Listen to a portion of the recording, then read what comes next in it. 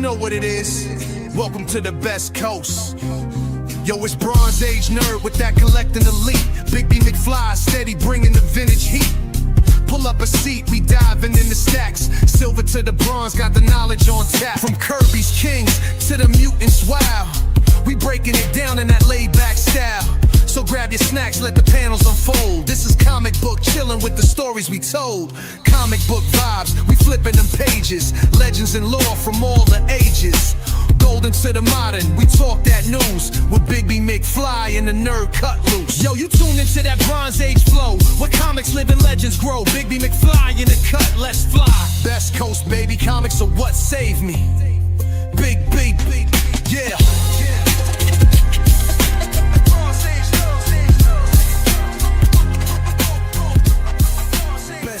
Baby, comics are what saved me. Hey, what's up, everybody? I'm Christopher, aka the Bronze Age Nerd, and I'm joined, as always, by my faithful co-host, Bigby McFly, the comic guy. What's up, Bigby? How you doing?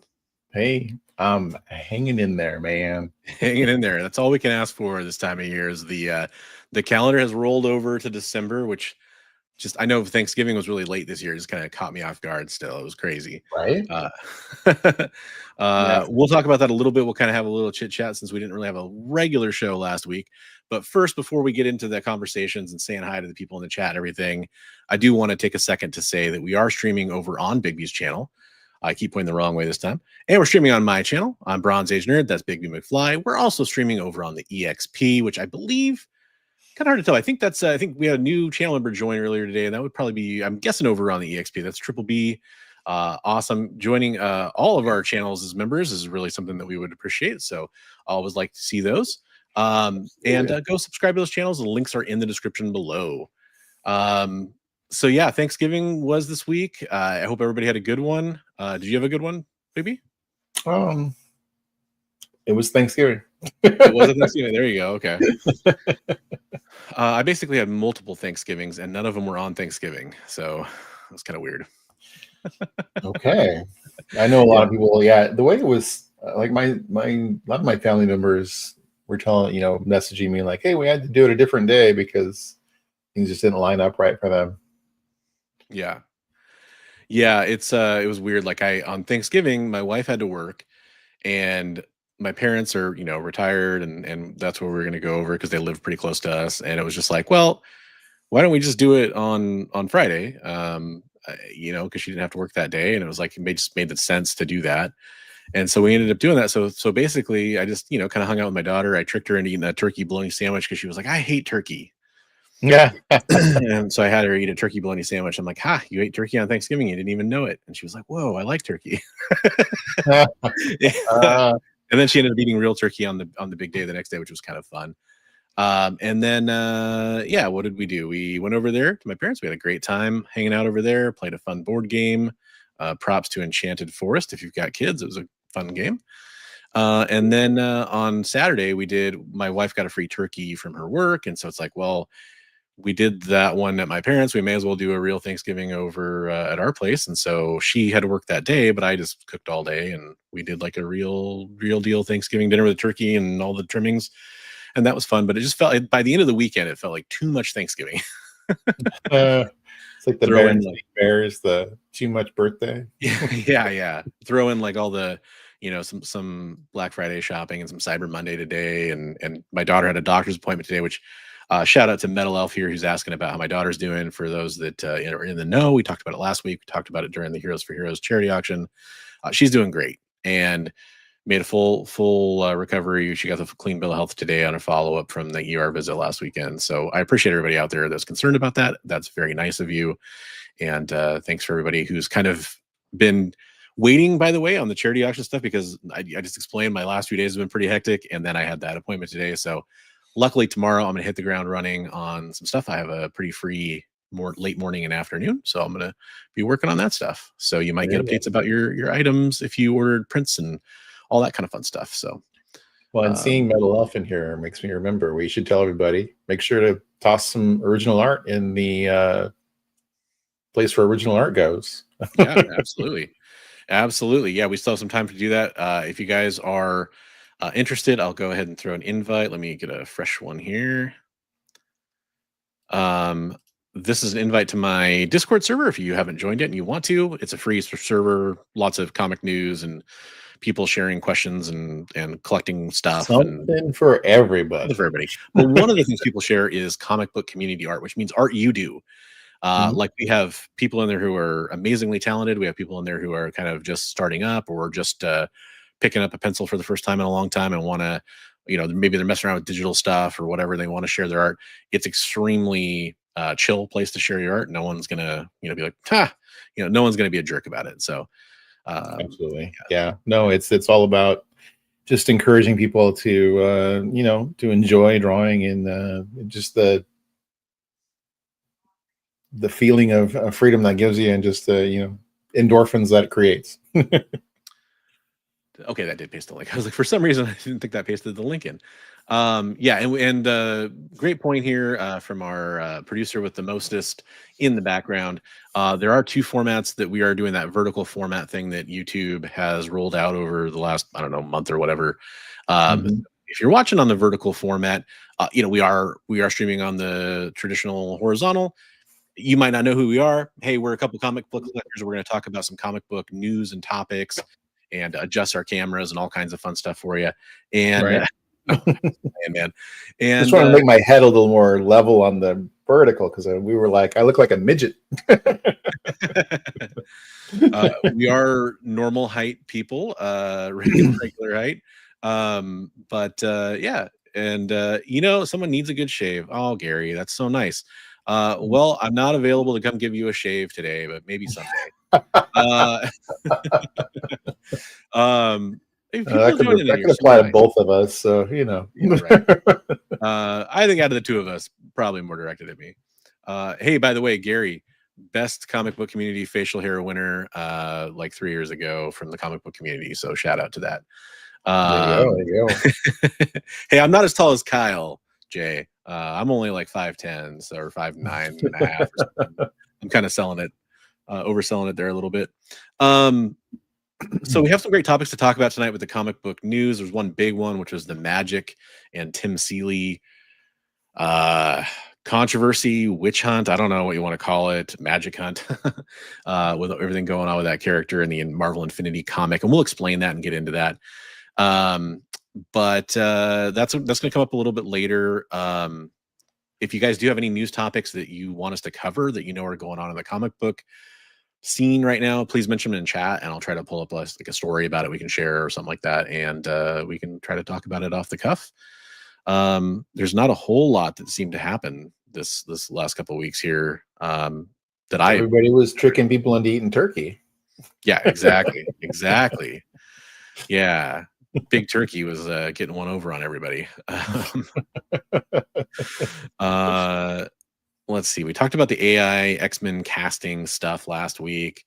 Yeah, that was fun. Did we talk about? No, we didn't talk about this. This was a new one. So I did hear some things about that possibly getting litigious. The AI X-Men stuff that they think it may affect their bottom line, and so they're talking about some ramifications possibly. May affect Marvel Studios' bottom line. Yeah, wonder why. Wonder what the argument they is. said if it doesn't, they want to have control over how things look and what the narrative is for their movies, obviously. So at some point, though, I mean, it's to me that's interesting because the stuff was dumb once you figured out it was AI. Yo, what's up, Murdoch? By the way, just real quick shout out. I should probably just real fast here make sure we got GT Key Comic was in the house. What's up, GT Key? We had Metal Elf we said hello to a second ago, and then Mr. Science Snake is here. Thank you, Mr. Science Snake, for slithering in. And we have the Collector P. What's up, Collector P? Who got the important bronze though? Well, I was trying to figure out the important bronze here was, I think it goes to Metal Elf. Yeah, it's kind of hard to. Right. There's a lot of multiple channel comments here. Oh, and I missed one, which is Shigeyuki Kikita, who's got a cigar, hot chocolate, and now the best coast. That's all he needs. I love that. Hey, what's up, Archivist Adrift? So switch over to the non. Yeah, hey, absolutely. The tryptophan was real. Ended up taking an old man open mouth nap after eating. That's funny. We watched National Lampoon's Christmas Vacation, which staple for many people when it comes to Christmas movies. And it always cracks me up when you have the two granddads who are like in the middle of the day, everybody's getting ready, and they're just yeah, but who can't relate to that, right? I mean, as we get older, it's easier and easier, right? And then Metal Elf. Oh, so we talked to Sean from Overstreet a couple weeks ago, and then looks like Metal Elf here had a demo with Sean. That's really awesome. Glad to hear it, Metal Elf. Sean, super nice guy. Very nice guy. So where was I going with that? Oh yeah, the news story here. Yeah, but first, before we talk about the news, really just got to get into our proper news attire. So let's do that real fast.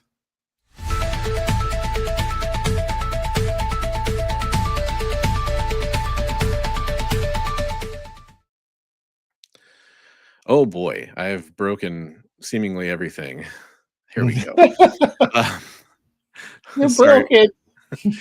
Murdoch's like, I switched over to the horizontal stream for this. We switched in and out of those clothes so quickly. Well, I mean, it was lightning. It's like Clark Kent changing into. Gotta catch my breath.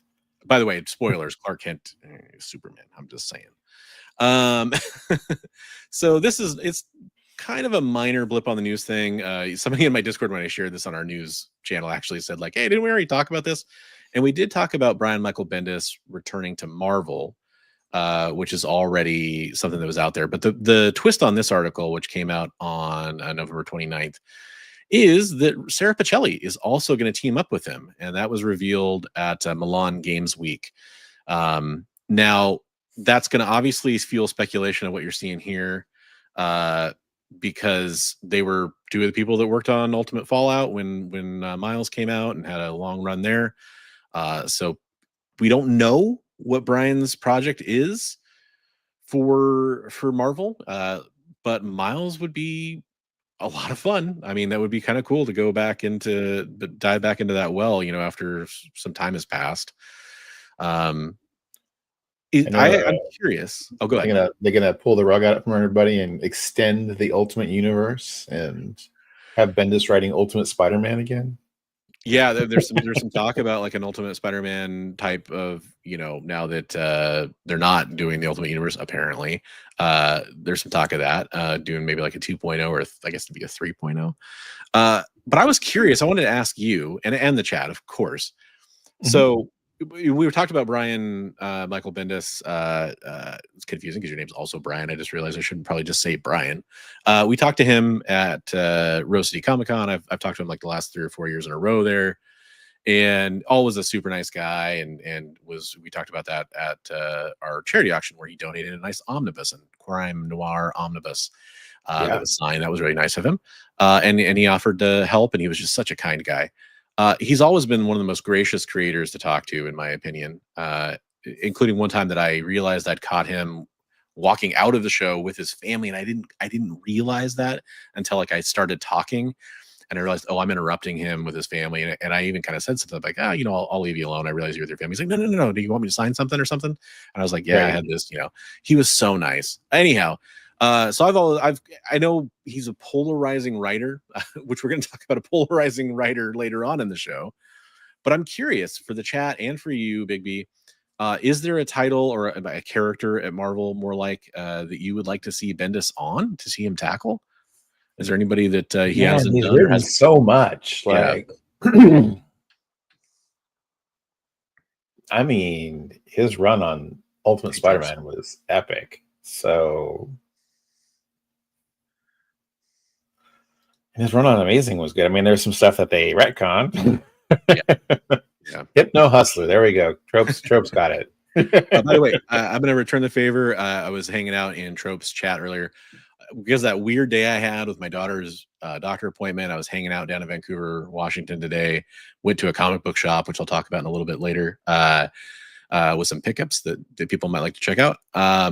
But I was hanging out in his chat because I had this kind of different schedule where I was finally able to join Chris's news show he does every Monday. And guys, if you're not following Comic Tropes on his main channel, go show him some love. He's one of the, as far as I'm concerned, one of the OGs of comic book, retrospectives or whatever you want to call it, like deep looks at creators and comic storylines. And also, he does a great news show live every Monday where he talks about not only his pickups and what he's reading, but sometimes some live art, but also the news topics, kind of like we do here. So I recommend going and checking him out. Good friend of the channel. But apparently, by the way, he's going to throw me through a plate glass window the next time he sees me. That's what I found out earlier. Oh, wow. Because I called him 87 and he's actually only 86, he said. So it's a long story. Fenestration, right? Yeah. By the way, shout out to Awesome Sauce Radio as well. Another good friend of the channel. What's up, Adam? How you doing? It'll happen. It'll happen. I hope your shoulder's better, man, because you're going to have to bulk up to lift me.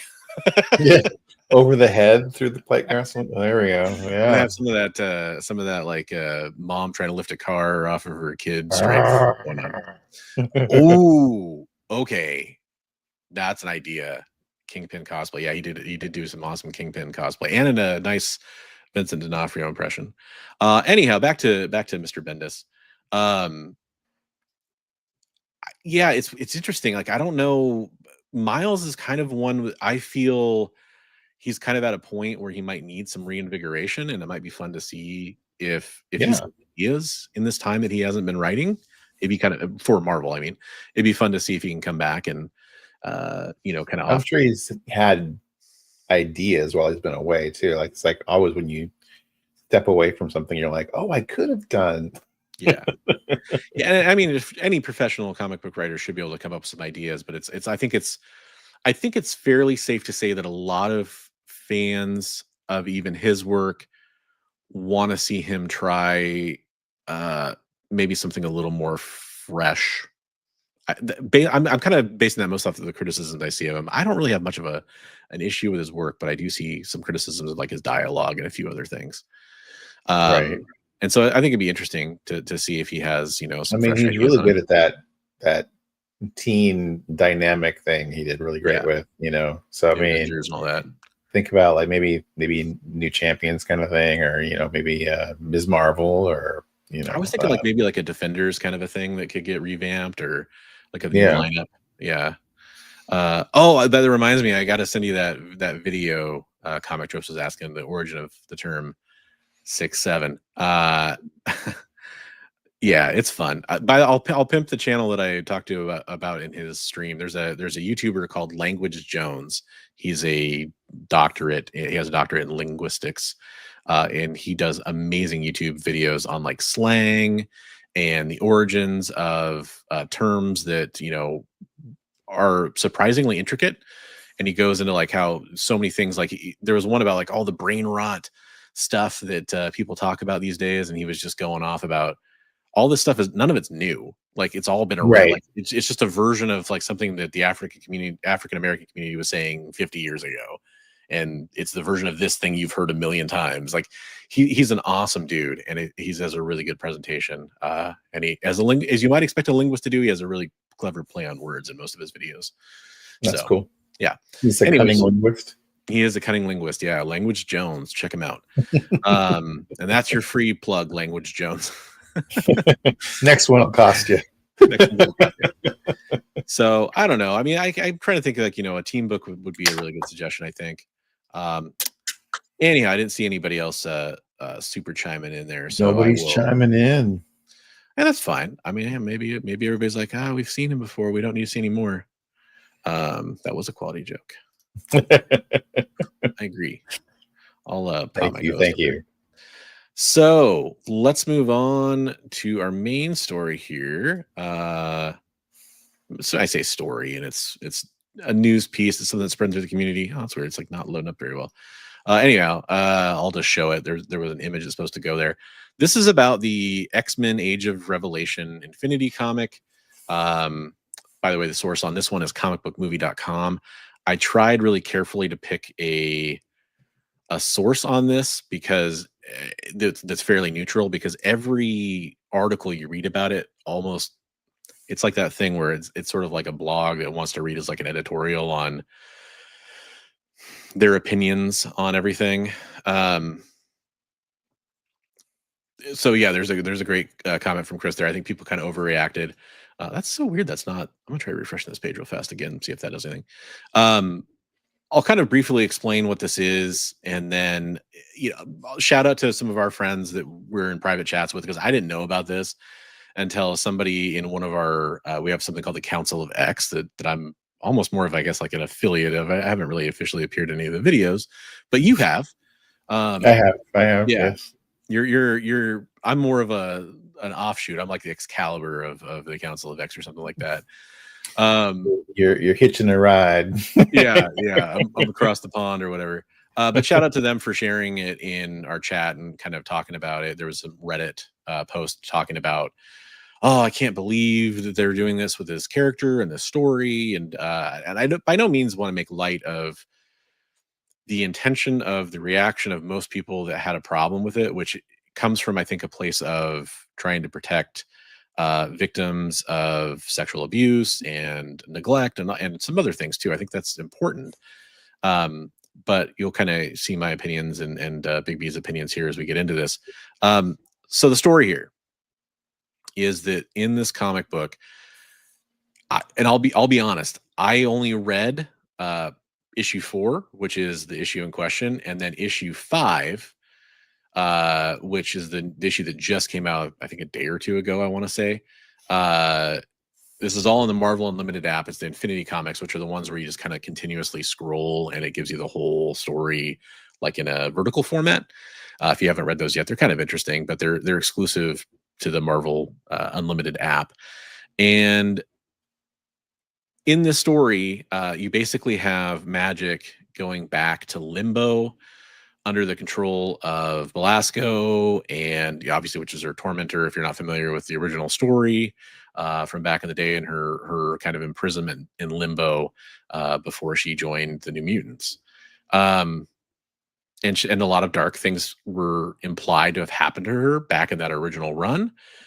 So the interesting thing to me is, and I'd love to hear your reaction here in a second, Bigby, when you looked at those screenshots or whatever from that Reddit post originally, which is what I did originally too. There was like 3 or 4 screenshots that honestly seemed to be taken out of context to me, because I was like, what are people so riled up about with reading these panels? Mm-hmm. And I was like, maybe I'm missing something, which is why I wanted to go and actually read the comic. And I was looking at it and I just didn't understand the reaction in proportion to what was being displayed. I guess that's the best way I can put it. What was your reaction? I think just what Tropes was saying, like people kind of overreacted, but I mean, and do they have is there an age warning on the specific thing that we're looking at? That was a question I had too. That's a good question, because even if there was, I probably would have ignored it because I just don't pay attention to those things normally. That's a fantastic question. They have like a T+ or something like that, or I mean, and what topics are like off limits too? I mean, to talk about in comics too. I mean, even if it was referring to that, like we've had a Black Cat story by Kevin Smith where it depicted full on bad stuff. And in fairness, that's a pretty controversial story that a lot of people. It is controversial, but I'm saying, Marvel published it, and that was full on, right? Yeah, I agree. Yeah. So, I mean, I'm not saying that like that would be okay if this is what the story was about, but I'm saying like that those topics, sometimes need to be talked about. So it's like, Yep. But I mean, yeah, and it, just like good science fiction, is usually, this isn't always true, but a lot of good science fiction is telling a very fantastical story that gets to hold a mirror up against something in our society. Like a lot of, science fiction from the 60s that's considered classic science fiction, 50s, 60s, looks back at things like World War II, the atomic bomb, civil rights, a lot of things that were really prominent at the time, and kind of holds up a mirror through them with, talking about aliens, we're talking about whatever, creatures from a different dimension, but through the metaphor, you can see what it's supposed to be happening in that story. And I think that, comic books, definitely you look at some of the best comic books of all time, and V for Vendetta, Watchmen, all these different things, tons of them, and they have to talk about social issues like this. Right. But at the same time, I don't really think this was talking about that, though. I don't think the story was that deep. Like, I just don't. And I think some of the argument from the people that are taking umbrage with this is that, well, it should be deeper if they're discussing this, which is perhaps a fair criticism. Maybe it should have gone a little deeper. It's just one of those things where it's not presented in a way to me that set off any alarm bells. And if you look at some of the posts on this on like places like Reddit, for example, it's literally everybody in those threads just being fully on one side of this. That's Tim Seeley should essentially be canceled for this. Now, an important thing we have to add, just to explain the story for people that aren't up on this, where it got to is a point where literally, and people are saying this is overblown and it didn't really happen. I saw the tweets and stuff in real time as the stuff was kind of happening and unfolding. And so Tim Seeley on X, the platform formerly known as Twitter, was getting death threats for him and his family. Something, this is nothing new. We've seen this with a lot of other creators and actors and people that speak out on various things or do different things. And I think absolutely nothing in this should warrant that reaction. Just as a disclaimer, I think we kind of need to say that.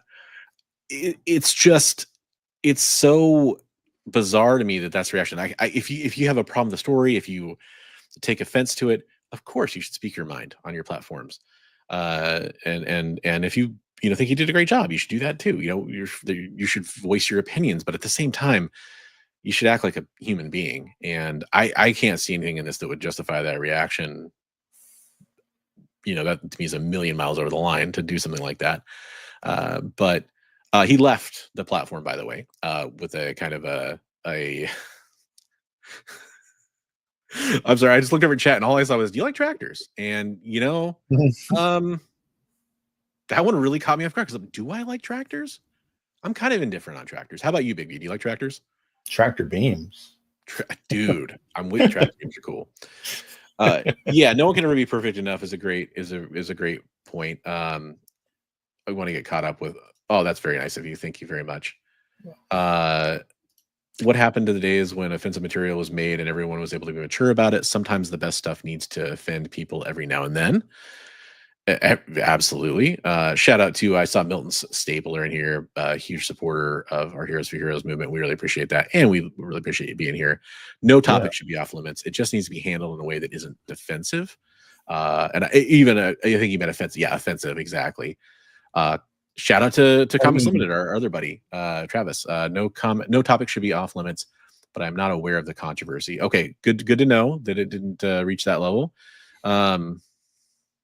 I mean, even the original Magik miniseries in the 80s, there was a part where there was a corrupted version of Nightcrawler, and Kitty Pryde sees him and goes over to hug him, and the thing is like that doesn't really show what happens, but she's chastising him for inappropriate touching and stuff, and that's back in the 80s, right? I mean, it's this corrupted demonic version of him in Velasco's realm. Yeah. So I mean, if you read some of the Inferno stuff, some of it reads not much differently than this to me, or it's kind of right up there. Awesome Sauce. I hadn't actually, so the page wasn't loading the pictures. I can show a couple of the images, but so that's part of this that I do want to get into, and I will explain that in a second. Trope said he doesn't know how old Magik officially is. If you Google it, it says she's between 19 and 21. And so this is something I was mentioning to you real fast before the show started, is in the Krakoan storyline, you have Magik going on missions as part of the New Mutants title that was in there. And she's like going up to random goons that she just met and asking them if they want to make out.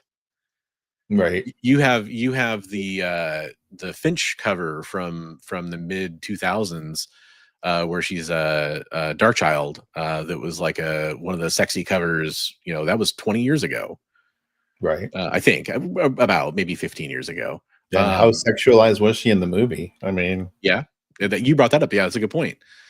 Right. I mean, they cast Anya Taylor-Joy. Of course. No, I'm just kidding. Yeah. Great points are getting brought up in the chat. Social media was a mistake. Give people a voice they didn't deserve. I mean, it definitely sometimes it shouldn't be used. Let's put it that way. Just like some people shouldn't be parents, some people shouldn't be pet owners, some people shouldn't be allowed to drive. But then again, who makes those decisions, right?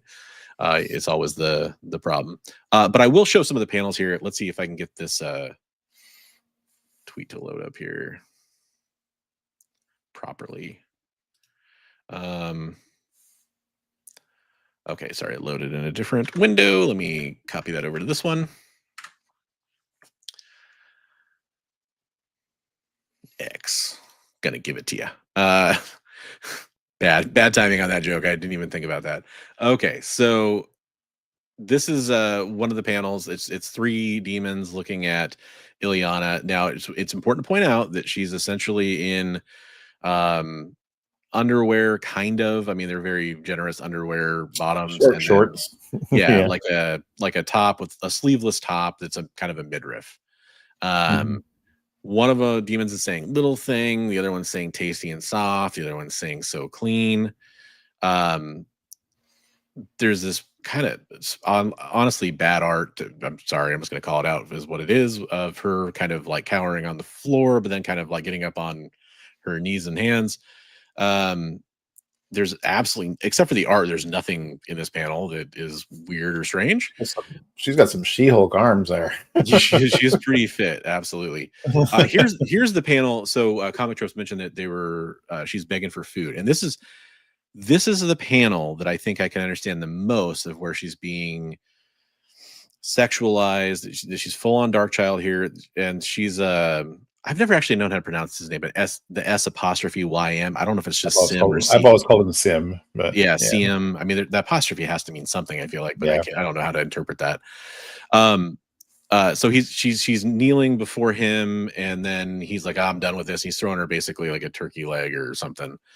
And she's basically see anything that's any worse than things like you said, like what we've seen in Inferno or anything else where they're referring to the demonic realms or whatever that the demons would say to humans or whatever.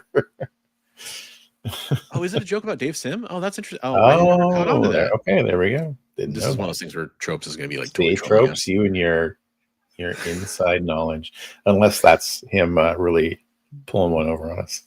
Oh, that's a good Murdoch. Really great explanation. She's dressed like Ripley from Alien. There you go. Yeah. In the hibernation. Yeah. Perfect explanation for that. So essentially, wait. Was that because you're helping us? So you're pulling one over on us? Or you have to you're real serious? Like, really serious? Yep, I pulled one over on you. Gotcha. Okay, that's real. Okay. So she says, I am grateful that you would sate my pathetic needs. And she's basically in the Milo Manara Spider-Woman pose. Is the best way I can describe that? Not so much. It's more anatomically correct, but it is a very suggestive pose. She's crawling. Yeah, okay. She's crawling. I'll give you that. It's very suggestive. I'm not trying to say that I can understand a little bit like in the context of what's going on here. And I'll tell you this much too. In a later panel, which I can't pull up my account. I don't think you're really even supposed to, and show you the whole comic or whatever. But she's being led around on a chain, kind of like a collar chain later on by Belasco. But here's the deal. Yeah, exactly. Slight spoilers. She's playing the two sides of Limbo against each other. And she's manipulating the situation. That's kind of what you see in issue 5 as the story goes on. So ultimately, like, she's going to overcome and overpower this, I think, and break out from this sort of box that she's being put in that could potentially problematic for people. But okay, so that's kind of the situation, the setup. As far as our thoughts on it, and what for Milton, that's what people are complaining about. You got to be S and me. Yeah, exactly.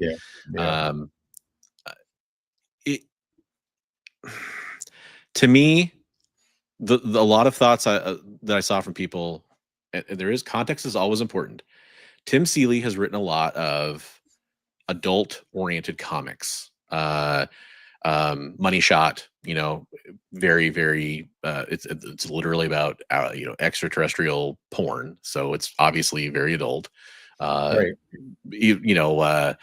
A lot of stuff he's written essentially is definitely in the adult. Yeah, Hack Slash, which is kind of got a lot of the campy stuff you'd see in slasher movies in the 80s for sure. Murdoch, great point.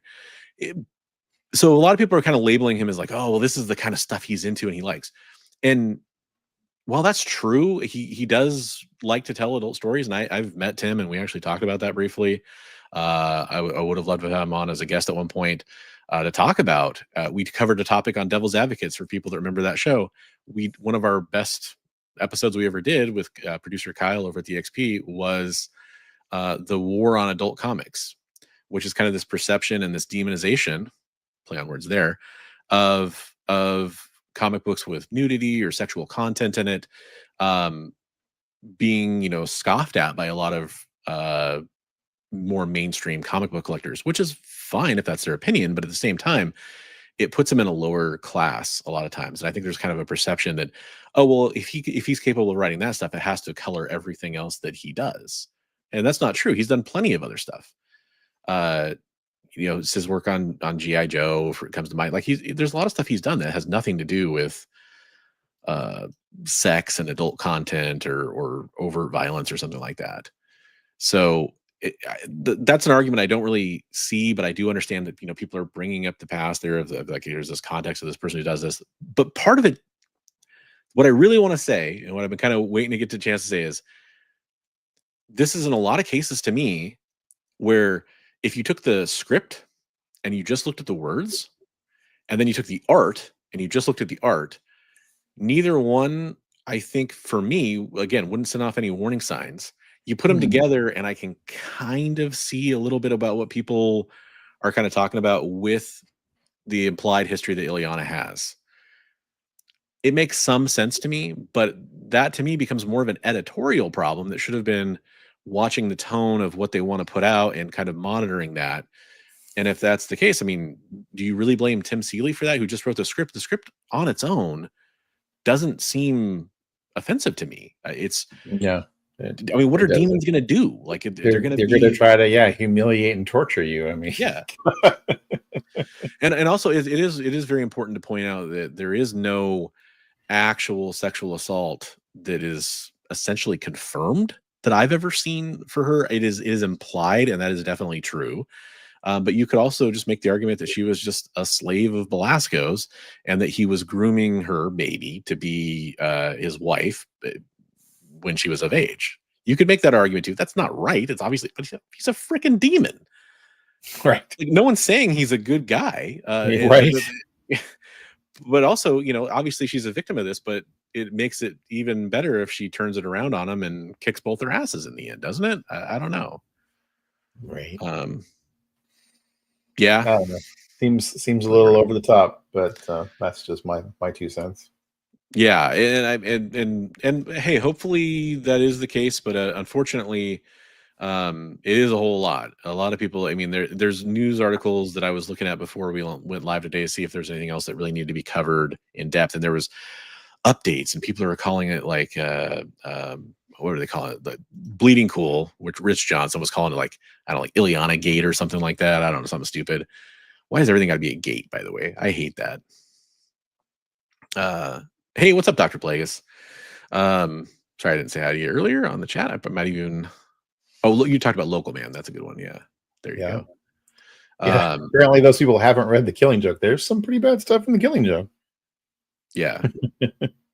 Awesome Sauce wants the movie rights to Money Shot. Don't gatekeep the gatekeeping bronze. Yeah, I mean, hey, I'm glad that people seem to have that impression of it, and hopefully that's maybe some sense is prevailing. I debated whether or not I should reach out to Tim, because I do have his email address, because again, we were going to try to do an interview at some point. Debated reaching out to him, but I just decided not to. I think I'll let this cool off a little bit. I would think. Yeah. I'd love to talk to him at some point, but the man's getting death threats and stuff like that, so I don't really He want probably wants to keep his head low for a while. Yeah, but I did want to give him a chance to comment at some point, and so hopefully we'll get to hear about that, maybe and maybe not. But Right. I've been a fan of some of his stuff. I haven't read everything he's done, but Oh well, first when it was the way it was brought up in our group was that it was child sexualization. Well, she's between 19 and 21. yeah, She's not 14 or whatever. It's well, and like, she's in that weird. All the mutants, like sometimes Cyclops is portrayed like he's like in his late 20s at this point, right. and it's Well, because they want to keep everybody forever young. Yeah. Forever young. And I totally get that he's not portrayed that way sometimes too, of course. But I mean, he really is sometimes. Right. Yeah. He's not portrayed as a 50-year-old man or whatever. Right. Right. I mean, maybe even older than that at this point. I think he's like probably pushing 70, huh? Yeah. Maybe he should run for president. But I'd vote for Cyclops. I'm just saying.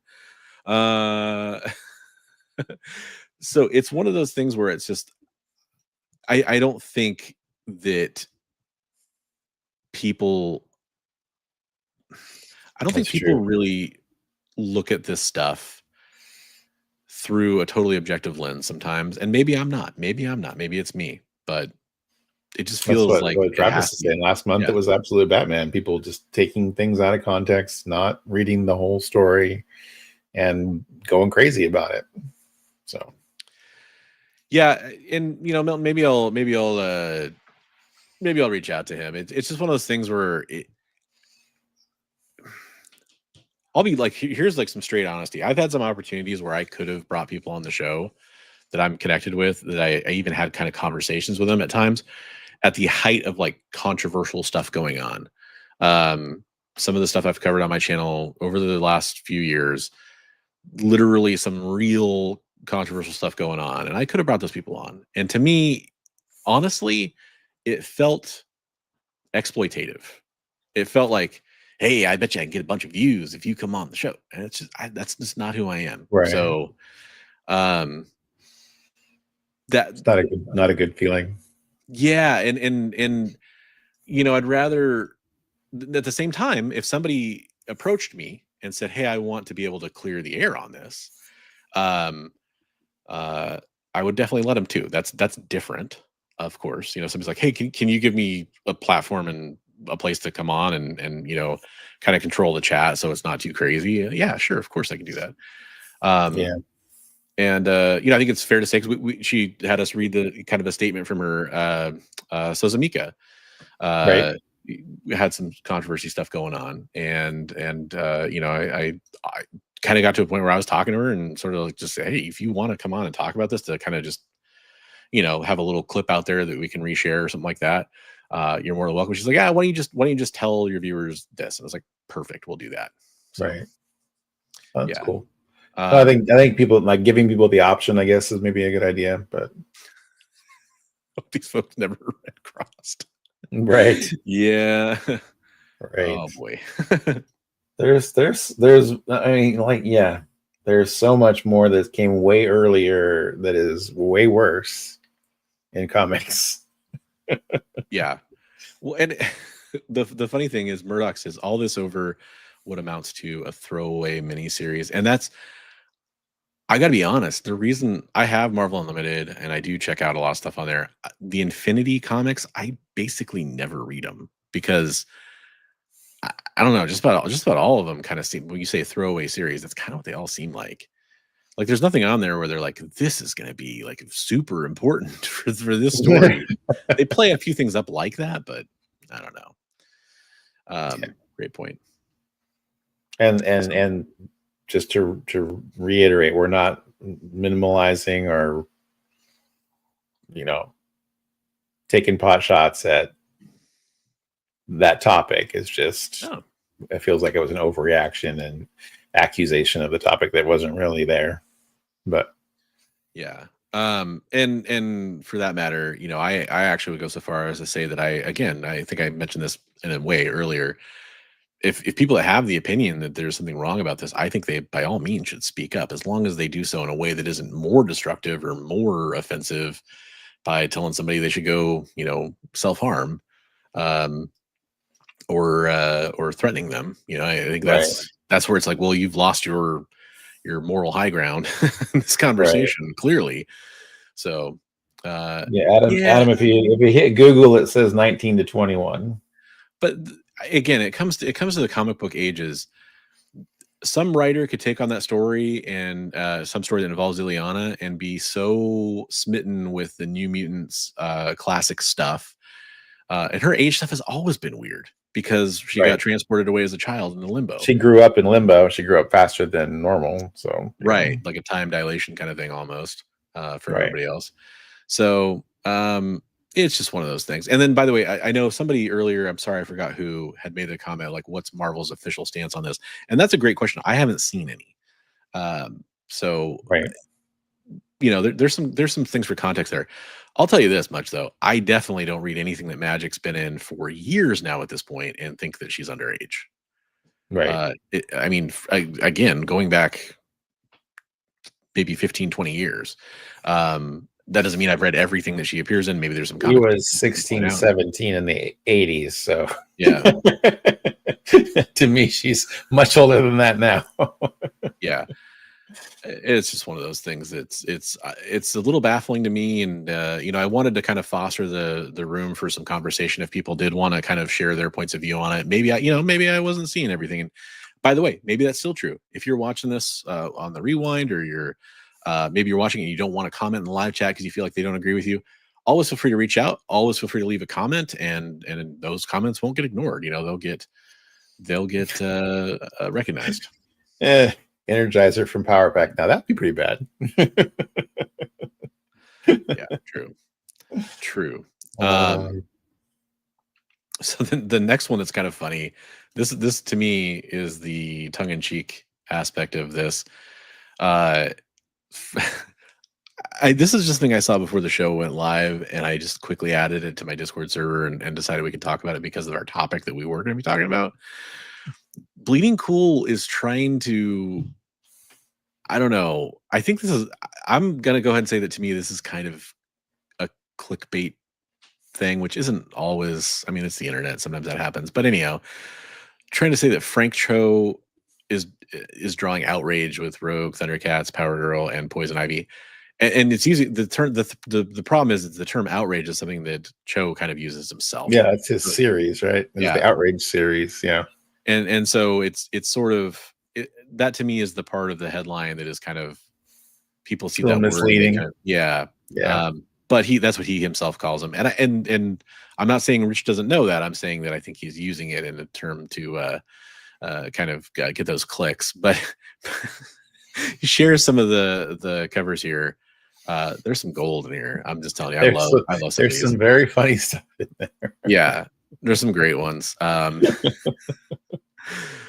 The Transformers one was the wide load on. What does she transform into? Alimony. Yeah. There's some great ones here.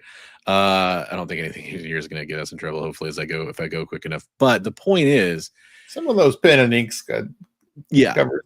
I went quick. But the point is that he's actually been auctioning these off on Raremark, which is something that I had meant to talk to him about when I interviewed him at Washington State SummerCon. But our conversation, he actually wanted to talk more about supernatural stuff and all kinds of other things. He was like, "Yeah, please ask me about that stuff, and let's talk about everything. We can talk about art, but let's talk about that." So I was like, right, cool. So if you go to his Raremark, he's auctioning off a lot of these. I'm actually going to pull that up real fast in this window so you guys can see it. Raremark is kind of like an auction platform, but this is, you can look right now. Here's some of his live auctions. Nice, 69 bids on this Jasmine one, by the way. 2,120 on that Jasmine, 3,152 on the She-Hulk, 2,100 on the Storm there, 1,200 on the Bestiality cover there. The crypto one. Yeah, the crypto and oh god, what is it? Ace. Ace, thank you so much. You got the unicorn Supergirl cover, which is pretty, or the horse, not the unicorn, horse, which is pretty scandalous. But so here's the thing: when it comes to these Frank Cho outrage covers, I did talk to him about these. The whole point is he wants to push the boundary. He wants, this is why I thought this was the perfect follow-up. He wants to question people like this. He wants to make you question, what art can be and what should be outraging people.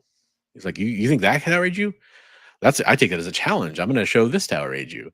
He's trying to make them more scandalous. Like he did the Jeremy Renner one about getting run over by a snowplow. And that's the one I asked him about. I was like, hey, with that one that just kind of came out, like, how do you feel about this when you see the reactions to these? He's like, I love it. Bring it. But yeah, he said he didn't realize how serious it was at first too. So, but I think he even made a joke about that. I think he kind of went like, "But I would have done it anyway," or something. Right? I'm pretty sure. Maybe I misremembered that. But, yeah. He said, "Yeah." For a second there, I was like, I didn't realize how serious it was. But then I was like, "Yeah, I would have done it anyway." Yeah. And here's the best. I talked about the war on adult comics earlier. Here's the best part: if you don't like it, cool, don't buy it. Right. Neat. Luckily you don't have to. And the article does mention that Murdoch is if you're looking at the bids he's getting off of these, he's doing pretty well. If he's turning these out at the pace he seems to be, he's probably doing great. He's also, his position as where he's at as an artist, he's pretty bulletproof, I'd say. Yeah. Yep. I'm just a fan of Frank Cho. In fact, I was hunting for a Frank Cho comic today. I was hunting for his Invincible cover. Didn't turn it up, but wanted to. Love that cover. Which is not nearly as scandalous as this stuff. What's up, Lyle? How you doing? Saw you jump into the chat there. And what's up to anybody else who's jumping in too? Talking about some snow. Yikes. Yeah, that's a lot. Wow. Wow. The Franksgiving covers. Yeah, exactly. Oh, that's awesome. So there's that. That's kind of the news. Fun. All the news that fits print. All the news print. So you want to see some comics I picked up? Yeah, I do. You sure? Okay. Yeah, I'm sure I do. And then we'll go through community art real fast. Sounds good. Why am I always forgetting which view? I feel like they changed this. Maybe that's what it is. I'm just getting old. Here we go. Okay, so I picked up like 9 comics. I think that's how many bags and boards I pulled. So I picked up a couple pages from the Red Daughter of Krypton series from the original art experience over on the EXP on Friday nights with Nick Barucci from Dynamite and Dynamic Forces.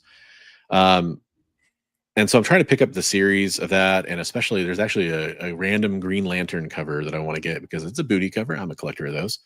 People are like, "Oh, of course you like Tim Seeley. You're a booty cover guy." But I'm trying to get those.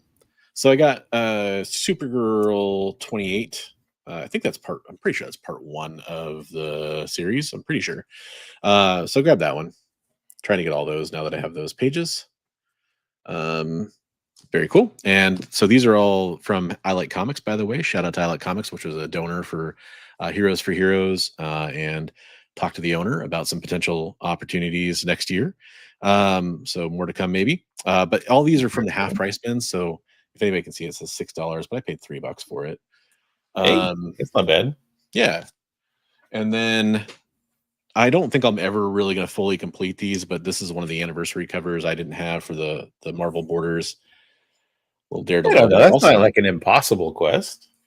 No, but man, those freaking kids title ones are so hard, and the offshoots, they're a little overvalued for what they are. Daredevil 236 in pretty good shape for $3.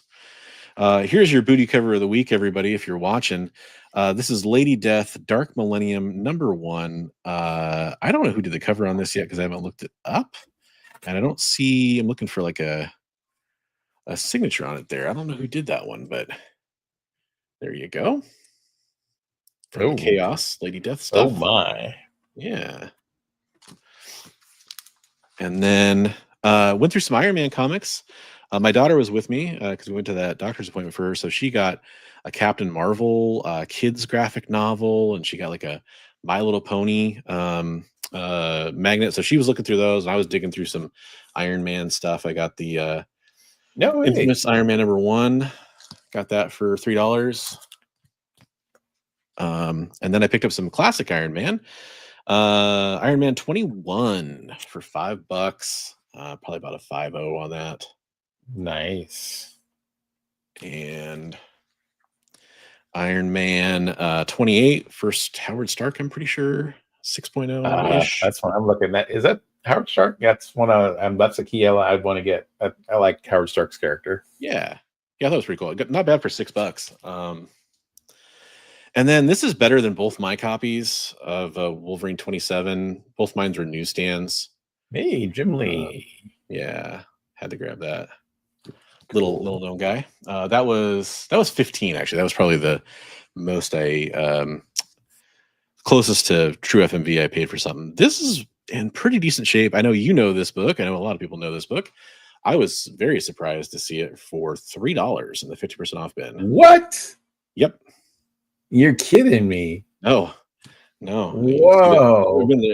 There's $6 right on it. Now, oh my goodness. He has labeled it an 8.0, which there is a couple spine ticks on the staple. I don't know if that'll show up on camera there.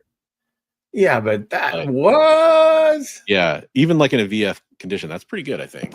Yeah, dude, man. Oh, it gets better. You want to see my last one? Sure. Okay. How about this? Whoa, Dave Stevens goodness. What do we get on that one? So that was 40, which means it was $20. Jeez. Yeah. Nice. Trying to work on all the Dave Stevens covers that are highly collectible. I've got most of the ones I care about already, but now I'm looking to upgrade some of them, and yeah, there we go.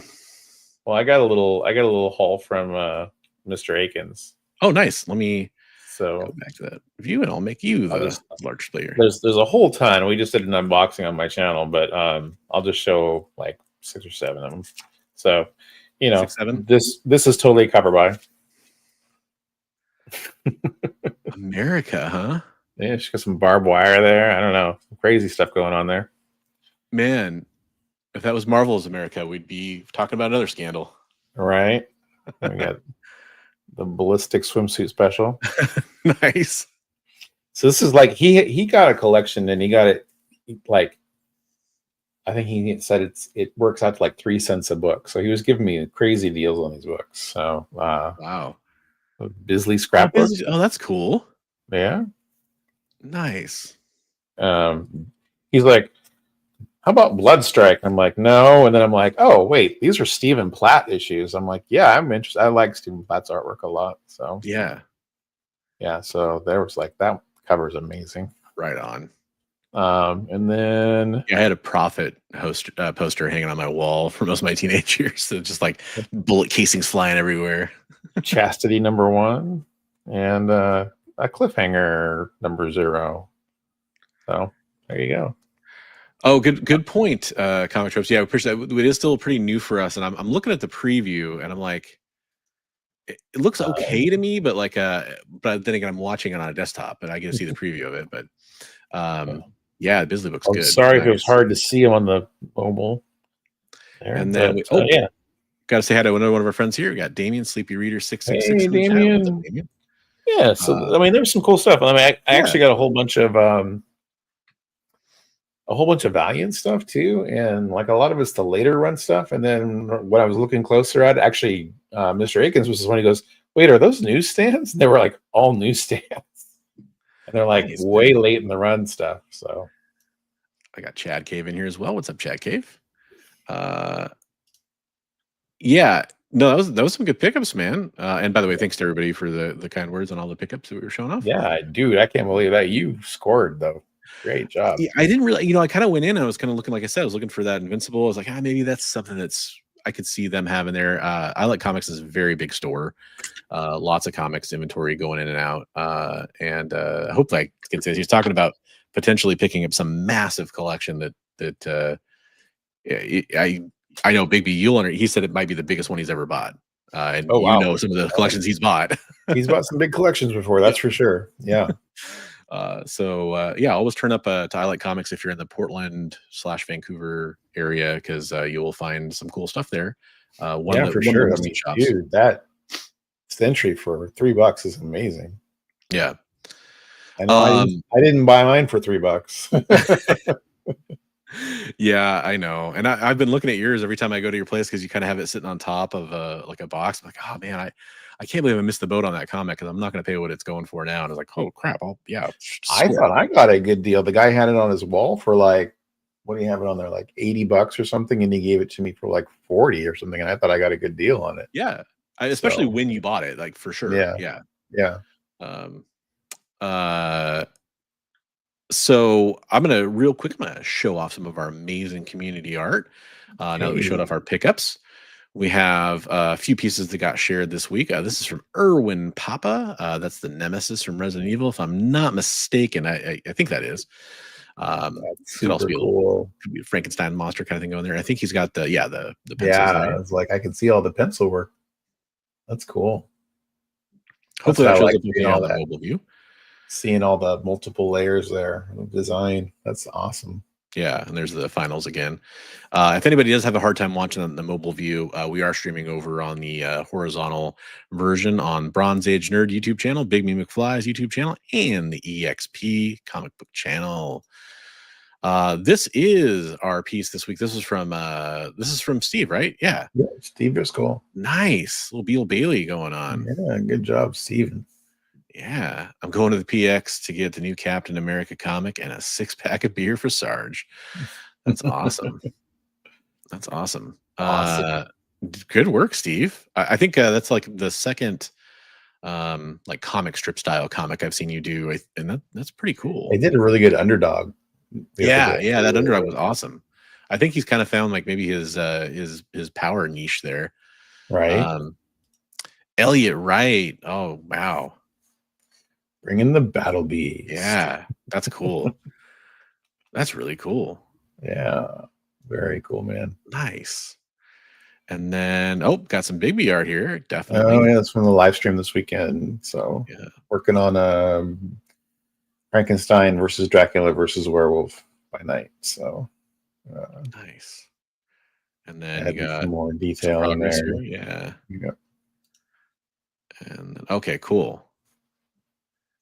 Nice. Very well done, man. That's awesome. I like it. And Erwin bringing the heat. Oh god, that's a sick MODOK. Yeah, he'd sent me a bunch of stuff a while ago, so I keep trying to plug a couple of them in every week. So I'm like, man, he sent me so many great pieces. I want to show them off. Yeah. Awesome Sauce wants to know if he can reach out to you to potentially do a commission. Yeah, for sure. Go ahead and hit me up, Adam. You got my Instagram. It's Bigby McFly on Instagram. Okay. There we go. Yeah. And then that's a cool. Who is that? I think it's Bizarro, I think. Is it? Oh, okay. I'm thinking it's Bizarro, but like Bizarro in like gladiator armor. I don't know. Like a little bit like an orc kind of thing to me, though. Oh yeah, you got that? Yeah. Oh, that's cool. Yeah. Nice. Whatever it is, damn cool. Killing it. And I did that. Link is in the description as well. If you want to join the Discord, I also pasted it in the live chat earlier. The reason I say that is you can go post your art here, and we'll show it on the show. You can also go check out everything in better high definition detail, like I think some people are talking about, trying to see everything. You can see it a lot better in there. You can also go back and see everything we've ever shared on the community art, including artwork from Bigby, from myself, from Comic Tropes, from a lot of people, Comics Limited in the chat, and Metal Elf, and quite a few.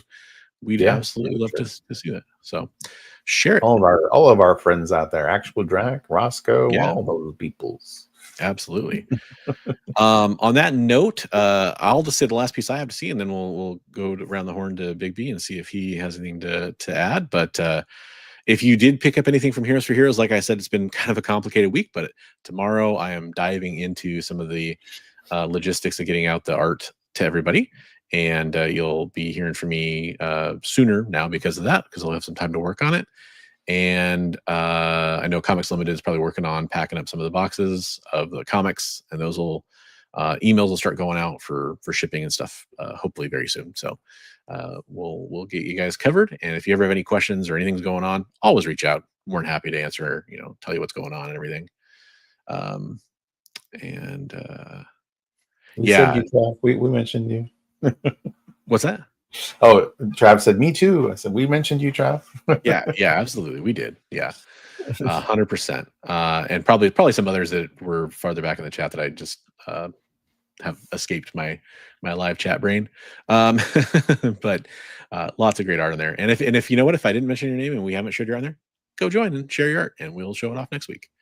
But yeah. How about you, man? You got anything coming up or anything you want to talk about or plans for this week? Like I said, I just did that unboxing tonight. I stole pieces of Comic Tropes' thing. I called it the Trash Panda Bonanza on my side of stuff because I was picking up all this stuff that I was making fun of myself because everybody, you always say like, oh, you have such a, you always make such wise decisions. I was just going off nostalgia on a lot of this stuff. It's like, oh, Cyber Force #1, yeah, give me that. Hey, man, all kinds of fun one man's stuff, trash. But, another. It was a bunch of early Valiant stuff and then late Valiant. Like I remember when that stuff came out and the price was just crazy, so I couldn't say no. Yeah, there you go. Awesome. That's awesome. We are gonna hopefully have other installments of our Best Coast Comics podcast. This is the live show, which we're live pretty much every Monday night. Holidays do sometimes creep up and stuff like that, but we're gonna have more episodes of the podcast coming out, so stay tuned for those. Oh boy. I'm sorry, I stole some elements of your. I was. Where did I come up with? Oh, that's Tropes' thing. Oh, you got kind of a his trash movie Bonanza. Oh no, but what do you call it when you like unknowingly amalgamate or there's a term for that kind of thing. Yeah, something along those lines. I can't. I was gonna say, we were talking about the whole. I just want to touch real quickly. I just watched one of Tropes' older videos about Greg Land, and it made you think of that, about hypersexualizing younger characters. It was yeah. So it's a great video exploring that. It applies. So hey, watch Tropes' videos. They're great. You definitely go watch it. The TLDR, maybe don't trace porn when you're drawing just random, reactions to people being blown up in front of you or something. Right. Yeah. Or maybe just don't out and out just swipe other people's art and paste it in the background. Yeah. Right, exactly. But awesome. Yeah. Great video. As almost all of his are absolutely phenomenal, and I enjoy watching the heck out of those. And good job covering for your. No, I'm just kidding. Yeah, well, I had to make up somehow. Yeah, but on that note, we do appreciate everybody watching. We hope to catch all of you and your friends next week on the podcast, on the live show, and then eventually on the podcast too. If you want to head over there. And yeah, we'll see you next week. Have a great week, everybody, and have happy holiday season too.